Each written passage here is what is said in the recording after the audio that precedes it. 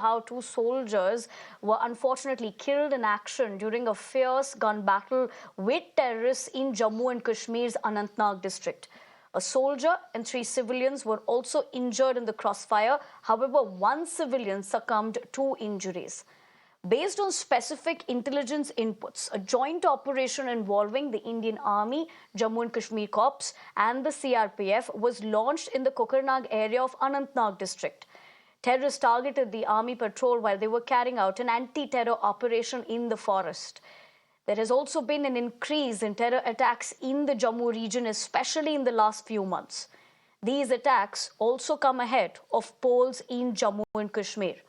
However, this is the second major encounter in Kokernag in the last 1 year.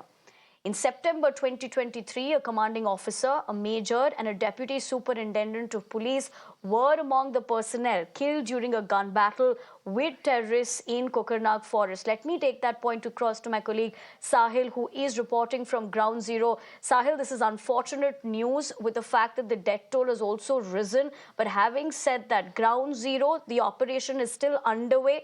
And in this particular region as well, very unfortunately, we're looking at an increase of terror attacks.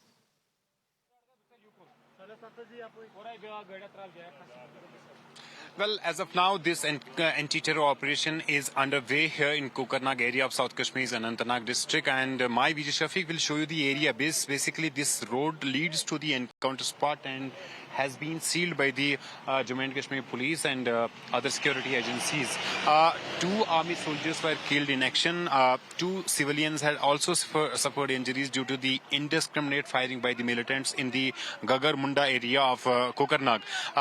One of the civilian, in fact, has come to his injuries. The operation is underway. Jammu and Kashmir Police, Army and CRPF is jointly conducting this operation. There are multiple challenges that security face while conducting these operations. One of them is that this operation is, in fact, taking place at a high altitude, basically 10,000 feet above the high altitude. And then there are natural passes, natural streams, boulders and other thick vegetation that's posing a serious challenge. At the moment, you can see also it's raining, and this rainfall is also impacting the visibility in this particular area.